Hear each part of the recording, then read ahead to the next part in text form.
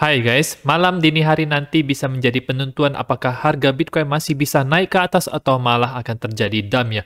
Kita akan lihat kira-kira prediksi daripada kenaikan suku bunganya itu bagaimana dan juga sentimen pasar bagaimana dan kira-kira analisa kenaikan suku bunga terhadap pergerakan harganya. Ada juga informasi lainnya yang saya mau share. Nama saya Kalbi dan saya menyajikan informasi seputar fundamental, technical, dan on-chain analysis. Klik like dan subscribe untuk mendukung channel saya. Kita lihat dulu untuk Bitcoin di time frame daily-nya. Di time frame daily-nya, close-nya itu hijau ya teman-teman. Bisa close di 28.101. Jadi ini masih dalam posisi bullish. Indikatornya juga bullish. Di time frame weekly-nya juga bullish. Untuk di time frame 4 jamnya ini yang bearish saja karena ada bearish divergence yang cukup jelas, MACD-nya juga masih mengarah ke bawah. Pergerakan harga selanjutnya akan tergantung oleh FOMC meeting nanti malam, itu sekitar jam 1 dini hari ya teman-teman. Dimana barusan ini ada report yang dikeluarkan oleh White House Amerika Serikat di mana mereka mengatakan kalau aset kripto atau digital aset itu tidak memiliki nilai fundamental dan tidak bisa menjadi pengganti daripada uang fiat ya teman-teman. Karena tidak mengindahkan yang namanya prinsip-prinsip ekonomi yang dasar. Ada FUD yang muncul ketika harga Bitcoin di atas 28.000 seperti ini. Mungkin mau memaksa orang-orang untuk menjualnya ya teman-teman. Tetapi dampaknya itu tidak terlalu signifikan, biasa-biasa saja ya teman-teman. Bitcoin masih berada di situ-situ saja, masih sideways dalam posisi seperti ini. Nah, selanjutnya akan ada berita soal Arbitrum di mana ini adalah airdrop Arbitrum DAO. Mereka akan memberikan koin Arbitrum ini kepada beberapa protokol yang ada di ekosistem Arbitrum sehingga mereka bisa memiliki kekuatan untuk melakukan voting. Votingnya itu bisa mempengaruhi hasil daripada suatu proposal apakah akan diterima atau tidak ya teman-teman. Suatu perubahan itu harus ditanyakan kepada para pemegang token Arbitrum tersebut dan mereka bisa ada voting. Kalau misalnya mayoritas jawab iya untuk suatu proposal, maka proposal tersebut akan dijalankan. Kalau tidak, ya tidak akan dijalankan. Nah, ini bisa menjadi yang namanya secara tidak langsung Arbitrum itu mendukung proyek-proyek seperti ini ya teman-teman. Jadi, kemungkinan proyek-proyek ini bisa naik ke atas ya. Untuk harganya ketika alt season itu terjadi. Yang pertama itu adalah Treasure, ini adalah yang Magic. Magic menurut saya ini cukup bagus. Koin Metaverse yang ada di Arbitrum.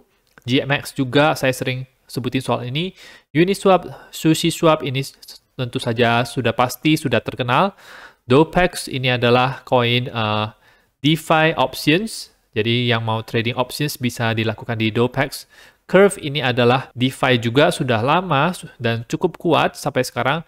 Radiant Capital ini adalah DeFi baru dari Arbitrum yang cukup populer sekarang. Ada Balancer, DeFi yang sudah lama beredar, dan ada juga Cap di sini dan protokol Guild. Jadi ini kemungkinan koin-koin ini bisa naik banyak karena mereka semacam secara tidak langsung didukung oleh Arbitrum ya teman-teman. Dan menu utama pada hari ini tentunya adalah FOMC meeting di mana saya akan menyajikan prediksi kira-kira kenaikan suku bunganya itu bagaimana. Ini akan dilakukan di jam 2 dini hari nanti ya teman-teman. Mereka akan mengumumkan kenaikan suku bunganya. Terakhir kenaikannya itu adalah 25 basis point dan sekarang suku bunganya itu ada di 5% ya teman-teman. Dari berita, The Fed itu kemungkinan besar akan menaikkan suku bunga itu sebesar 25 basis point, tetapi harus memberikan kepastian kalau ini bisa mengatasi krisis perbankan yang sedang terjadi di Amerika Serikat dan juga Eropa ya teman-teman. Para ekonom ini ekspektasinya rata-rata di 25 basis point. Futures market juga pricing in di 80% kalau akan terjadi kenaikan suku bunga tersebut. Beberapa ekonom expect bahwa the Fed bisa pause kenaikan suku bunganya tersebut karena adanya masalah sistem perbankan yang sedang terjadi. Tetapi mayoritas masih berpikir akan naik 25 basis point ya teman-teman.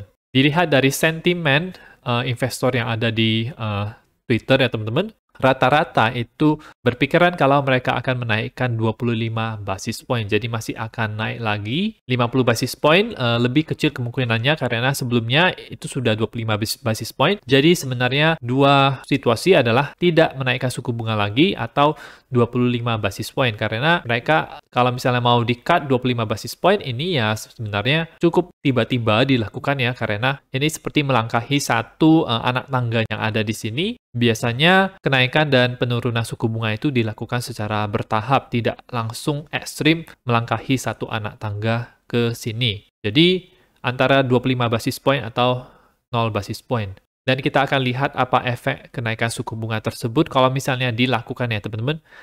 Di mana ini garis ini menandakan tanggal terjadinya kenaikan suku bunga tersebut, dan tanggal 23 Maret akan menjadi kenaikan suku bunga untuk bulan Maret.